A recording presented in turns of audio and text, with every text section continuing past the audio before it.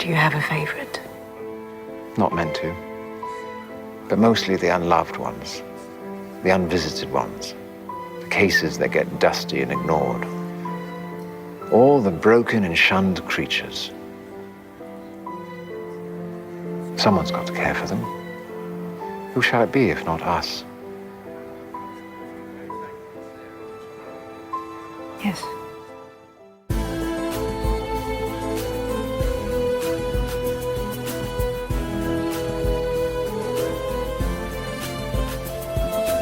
Welcome to Rune Soup, a weekly podcast about magic, culture, and the very best new and old ideas for living in this world.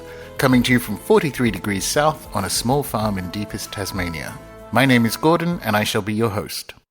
The October solo show. What else would it be about but the season of the witch?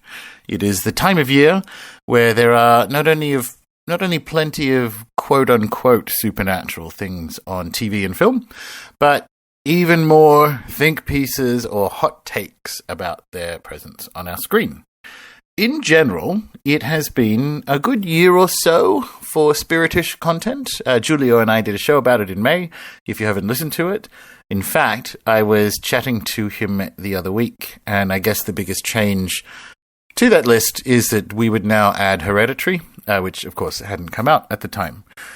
It's an excellent, if alarming, depiction of off-book grimoire spirit work, and also how certain entities can entangle themselves across generations of the one family. So, if you haven't seen it, seek it out. It is literally horrifying. So, it is a horror film, but it is horrifying. It's also good. Tony Collette don't make no junk. So definitely worth checking out. You can almost think of it as an accidental companion piece to a dark song, in a way. But that was a previous show. This week, we'll be specifically exploring the visual treatment of witches. Mostly Charmed versus Sabrina versus American Horror Story Apocalypse. Bearing in mind, there's also Suspiria, and in the UK, A Discovery of Witches, and recently, and amazingly, announced Penny Dreadful, which you hear a clip from at the opening of every episode of the podcast, is coming back, this time set in 1930s Los Angeles. Going back to the three that we're going to talk about this week, the TLDR is Charmed is so very bad, I think it gave me bird flu. And like all gays of a certain age, I have a lot of affection for the original series, whose most notable difference, I guess, was the original one never took itself quite so seriously. So you can kind of push on things a bit more if you're in that state of mind. Whereas Sabrina and American Horror Story Apocalypse cover similar political terrain, I guess, in more nuanced and, as far as I can tell, frankly, empowering ways. Quick note on American Horror Story, actually, before we move on. In consultation with my brain's trust of culture commentating gays, I've arranged the shortest possible list of AHS series and the exact order in which you should watch them so that you can most quickly get to Apocalypse, which, if you don't know, is a mashup of two prior series with a few little winks at least one other one. So if you haven't seen it before or you haven't seen any of the AHS series, here's how you do it. Start with Asylum, which is objectively the best series, so you can kind of get a taste of how good the program can be when it's in full flight.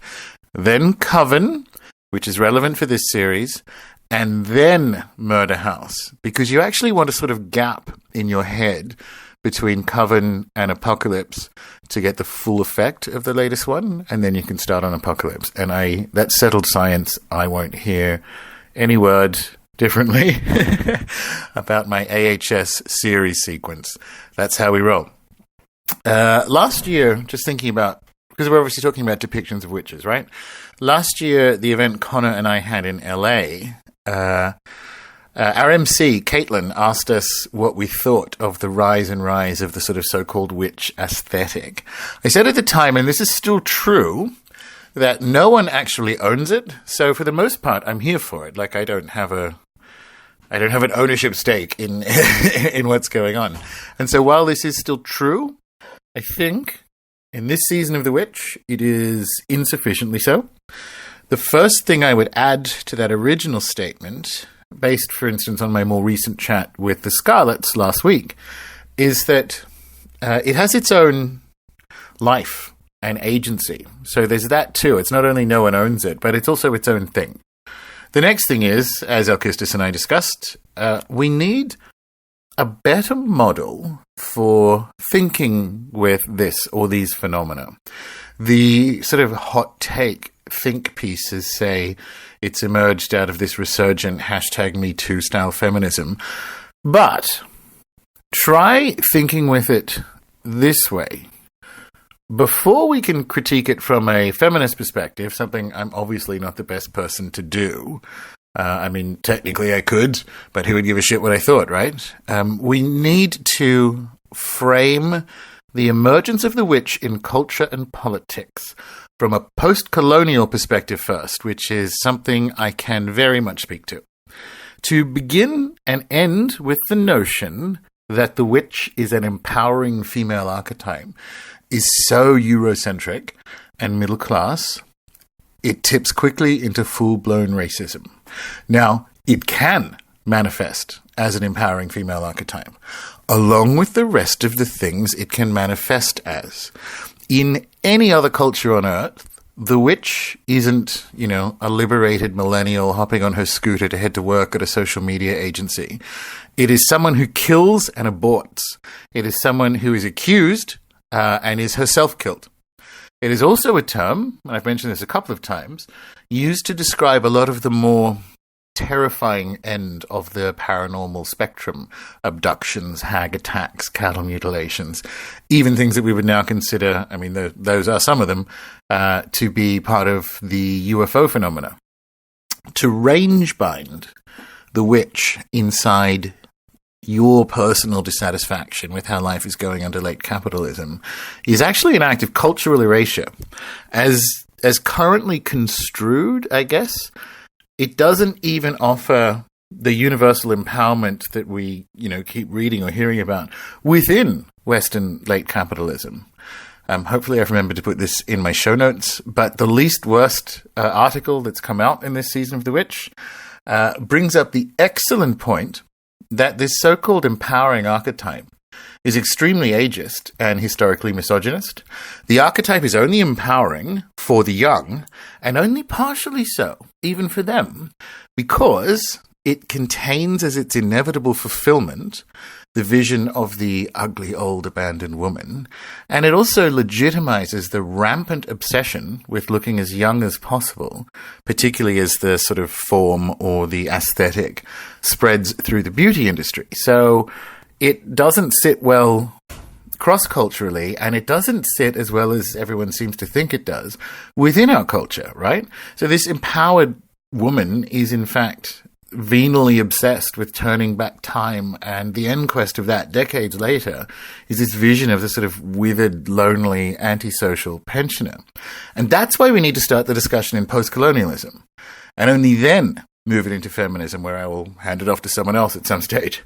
Because as Dr. Seppi points out when she was on the show, we've all been colonized to some extent. And if you are having the discussion exclusively at a middle-class, late capitalist, Western feminist perspective, you're downstream from a lot of the critical hits that you're seeking to solve, and so you won't be able to. Think of it. This is what I've been working on. It's one of the reasons it's a day or so late. Also, no one's going to listen to this on October 31 when it was supposed to come out. You all will be partying. Think of it like this instead.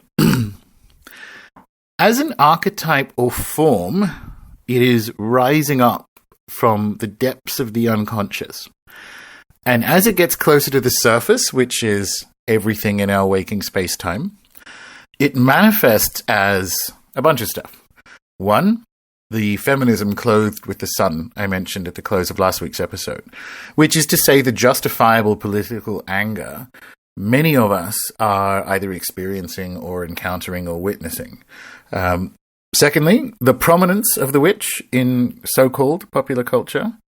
And thirdly, the deepening of authentic practice within the broader occult and witchcraft world, coming to replace, as Peter mentioned last week, the sort of very 20th century boomer neo-paganism.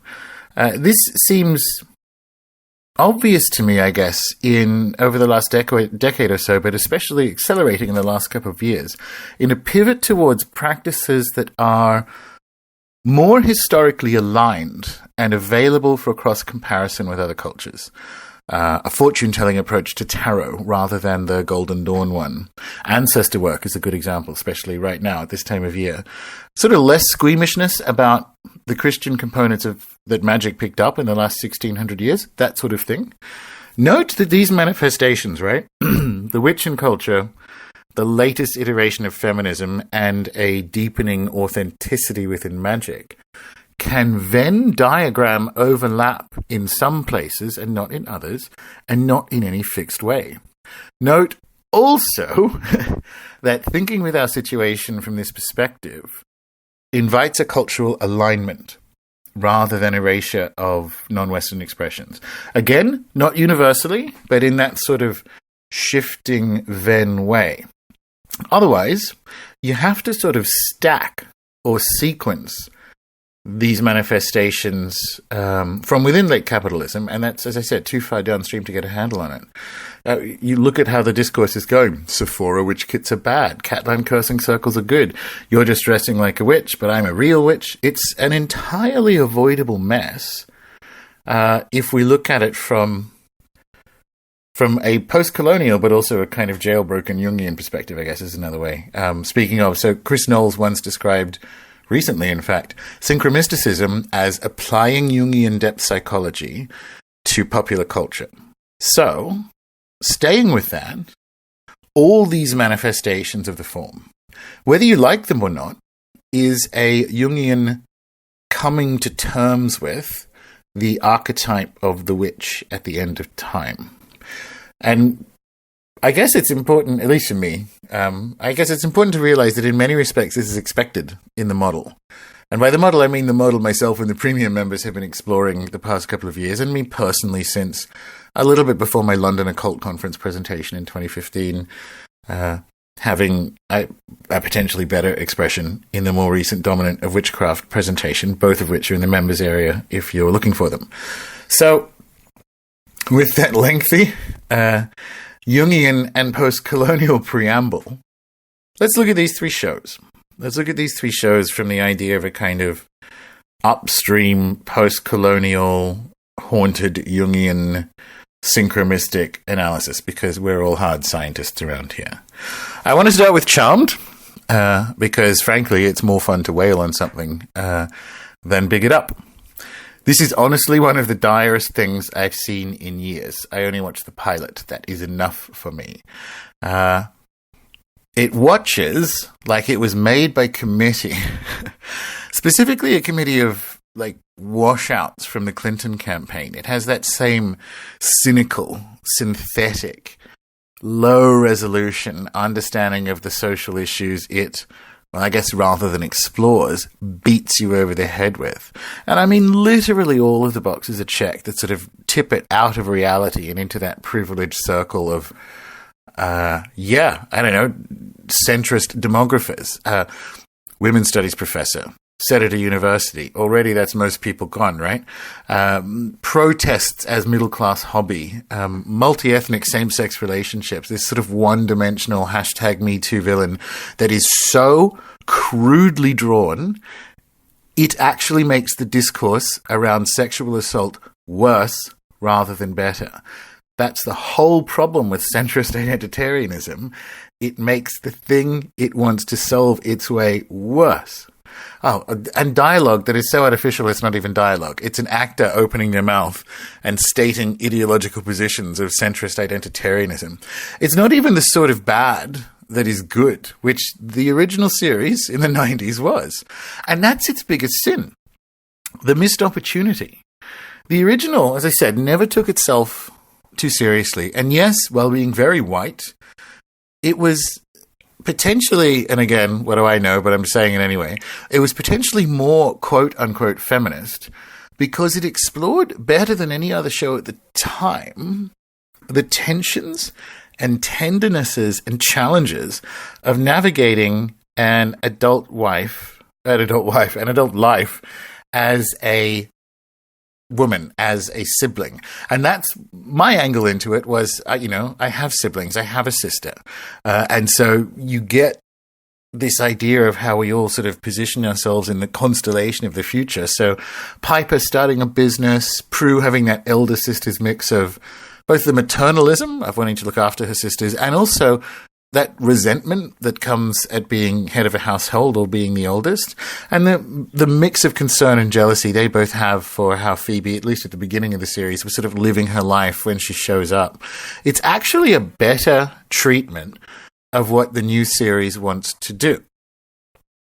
The most discussed change is that the sisters, this time around, are Latino. And if I were running the show, I would absolutely have done that. Because if you do, all of a sudden, genuinely Pan-American forms of magic open up as story possibilities.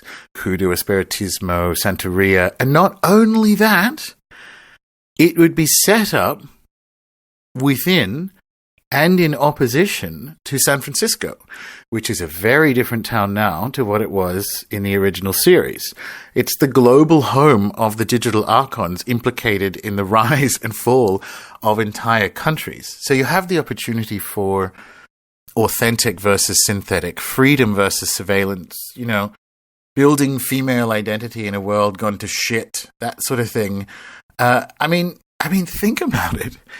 It actually could have been the best show in a decade. It could have been so good to explore the authentic face and praxis of the Americas in the face of this synthetic monolith that is, governing our lives. It could have been the show we needed rather than the one we clearly deserve, right? They do none of that. The ethnicity angle, and this is more racist. The ethnicity angle is just another checkbox. The Book of Shadows still has that shitty little Celtic glyph and sort of pseudo-European fairy tale cosmology of demons and warlocks. So it's actually one of the most appropriative things you could do, right? Rather than the opposite. The ethnicity of the girls exists in the same way, every corporate stock photo has at least two different ethnicities smiling around a meeting room table while looking at a chart. None of them are over 55. None of them are trans. None of them have visible tattoos.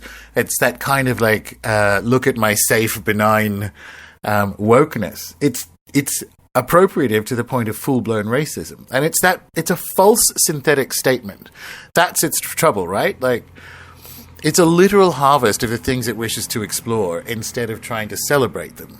The worst demon in the show, as I said, I'm not going to watch past episode 1, is the show itself. It's wearing the skin of Latin women. I can't even with it, right? I've watched their first episode and I wish I hadn't, right?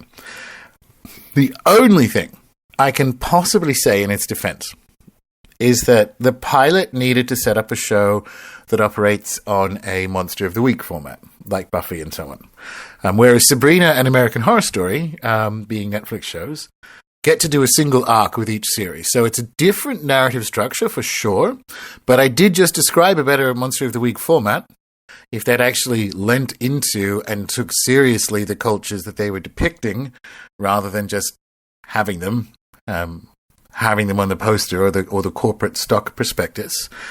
You could still get a Monster of the Week show and make it culture defining. I mean, look at the X-Files, right? So I don't see how that's an excuse.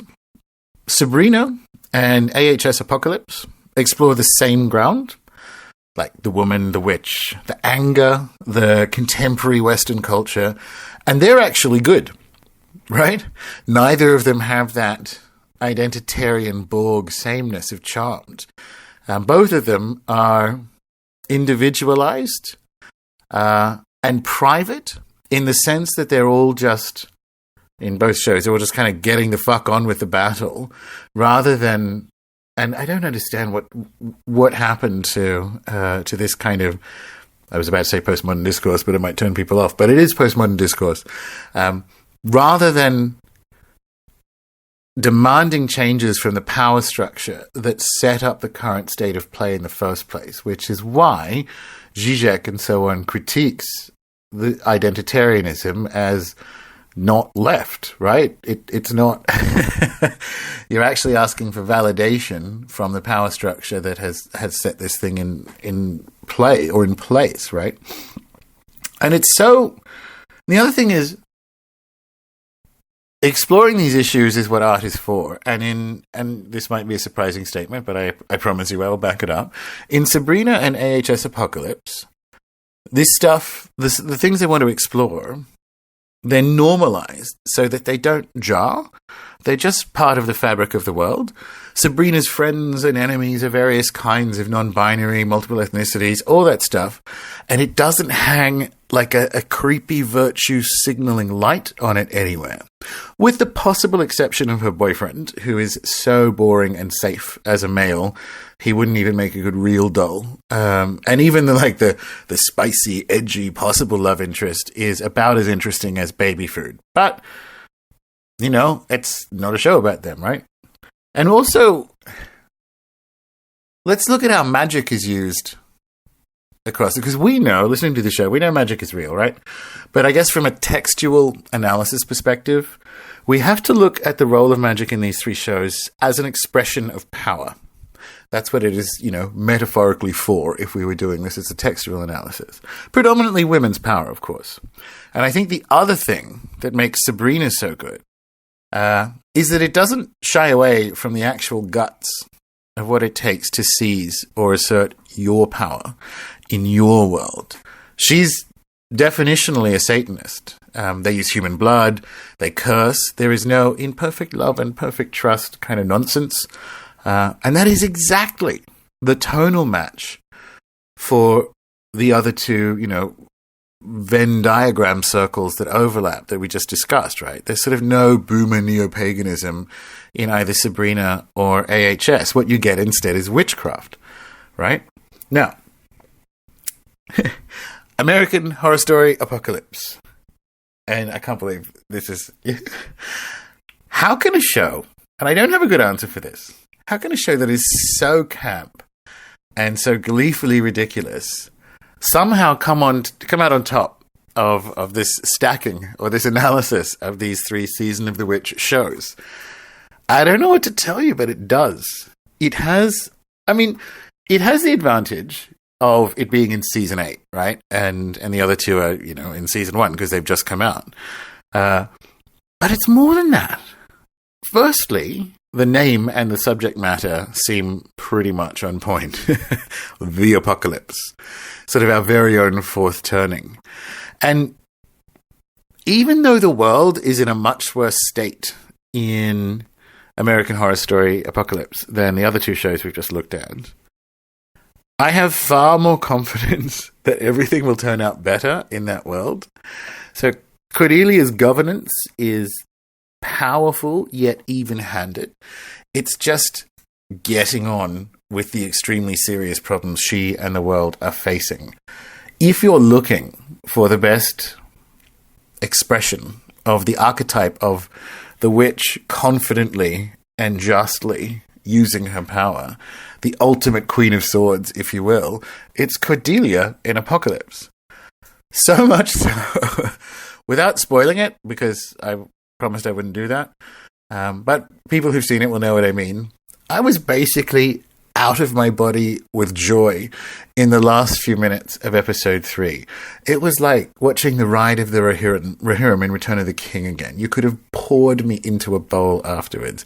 And I've had that Stone song in my head ever since. And that kind of nailed it for me. In AHS Apocalypse, depiction, quote unquote, right, moves into quote unquote exploring. It is a deeper discovery of the form and presentation of the witch. And this is obvious visually. They all more or less wear black. And I've been looking for a word to describe it. It's not goth exactly. It's post-goth black. That's what I've come up with. Compare that to if you've seen the show, if not, do a Google image search or so on. But like, compare that to yesterday's story, depending on when you're listening to this, of paddleboarding in Portland or wherever it was, a whole bunch of people dressed as stereotypical witches, which, to be fair, I would 1,000,000% have done if I were there. But the actual visual presentation of the witches in AHS Apocalypse is something else. They're not projecting an image by wearing black. It's just what they wear. It's like superhero garments, but only microscopically, to be fair, less camp. It's how they look rather than how they present. It comes from somewhere deeper. There's a confidence in that that's somehow extremely on point and sits well with Cordelia and governance and getting on with it.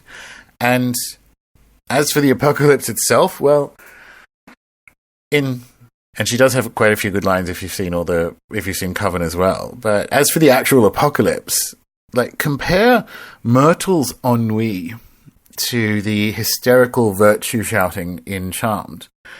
In that same episode from memory, when the villain, I'm trying to talk about this without spoiling, when the villain declares that the witches have lost already because the world has been destroyed, she says, in reference to the world, "It's almost as bad as your dinner jacket, but at least the world can be saved.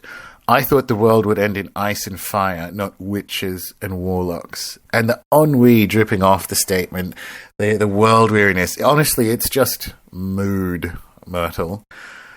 It's saying, is this really how we go down? Boys versus girls, gays versus straights, ethnicities coming at each other.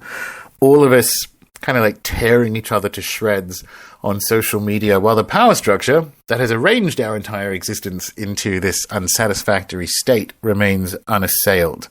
And it's just mood. They actually nailed the apocalypse, as well as I think that sort of witch in full flight of power and responsibility. And all three shows seek to explore, obviously, the impact of male power. Charmed utterly fails, to the point of making everything worse. Sabrina individualizes that story down to a single young woman positioning herself around wanting both power and freedom and navigating her own way to them. So it's individualizing the struggle.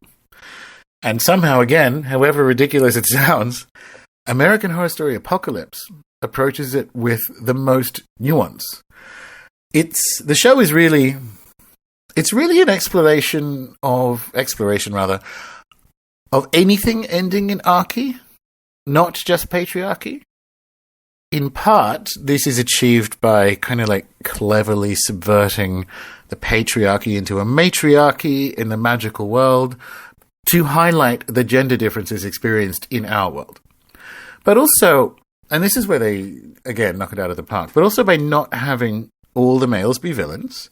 And finally, the principal antagonist is male and the head of a male order. But he's also damaged. He is ruined by his appalling upbringing and being born into the same power structure that is differently restrictive or differently impactful on him than it is to women. And where they completely, I just said knock it out of the park, I'm going to say it again, where they completely smash it is while acknowledging that he is damaged and that he's also a different kind of victim of this same power structure. His decisions after he rejects help or healing, again, principally from Cordelia, are entirely his own. And after that, subject to righteous retribution. So you have an awareness that the power structure we live in is differently bad for different people, and the responses that are required of you based on gender or class or wherever you happen to be are going to be different. And it's just one of the best kind of like Cordelia management components to sort of multiple times, but then not offer help and healing. And even though he's damaged, he rejects it, and then after that it's game on. It is only a little bit of a stretch to say American Horror Story Apocalypse is Shakespearean. in its exploration of gender difference. And I study Shakespearean comedy, so I'm not just bandying that term around, even if I am being a bit cheeky with it. Sidebar, comedy writing Shakespeare would have approved of this cheekiness. So, Season of the Witch, some really, really good TV for the most part. And let's close, seeing as we're talking about popular culture, by offering something of an upgrade to Chaos Magic's historic fixation with it, which is the other way I justify this particular solo show. I can do the post-colonialism thing, I can do the Chaos Magic thing. With this model, we've just discussed where we see the archetype swimming closer and closer up from the depths into our waking world or space-time, and erupting across multiple domains, from politics to culture to spirituality to beauty to whatever. Instead of simply reacting to the expressions of it that we don't particularly like, and there are plenty of them, we can sort of loop around and use this form or archetype, or ride with it is a better term for it, in its totality. Even the eruptions that are objectively frustrating, particularly around commoditization and the tiresome bandwagon jumping of fading celebrities, these very manifestations only serve to strengthen or deepen our understanding of the proximity of this form, I guess. So you absolutely can be inspired or joyous or excited or enriched by these narratives and visuals, sort of snake sliding throughout culture. And I will even forgive you if you persist in watching Charmed eventually. As with all things, I guess, but especially this particular archetype. You don't owe anybody shit. You just like what you like. Don't sit on the sideline and grumble about which bits which show gets which bits wrong or whatever. By definition, there is no manifestation of this archetype that can be wrong. Its imminence is all the proof it offers, and it actually needs none. That's its whole point. It comes to wreck. It comes to wake up and empower the angry, but it doesn't even do that intentionally. This is that's just the stuff that happens in its wake. As it reaches the surface, it forms this wave that, hits the ship of Western culture and washes across the decks and out the scuppers. And assuming the ship we're on bounces back up, we can then look around and see who it washed away. Until next time.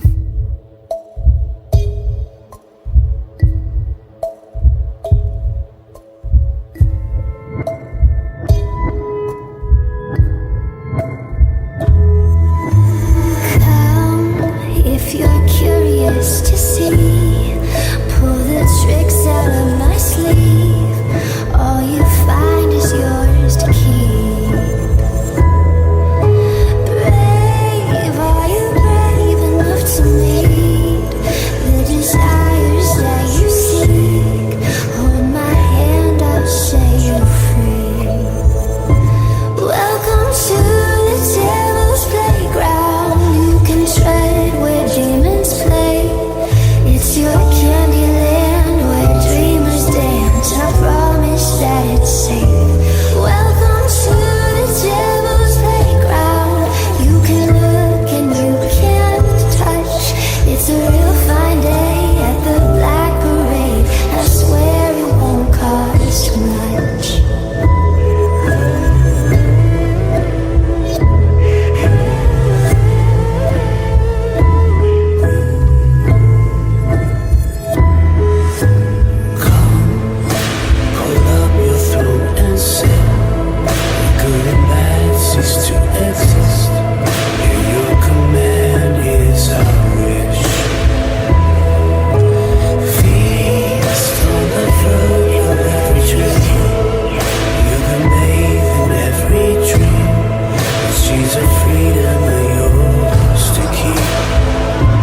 Welcome to the devil's playground. You can tread where demons play. It's It's your Candyland where dreamers dance, and I promise that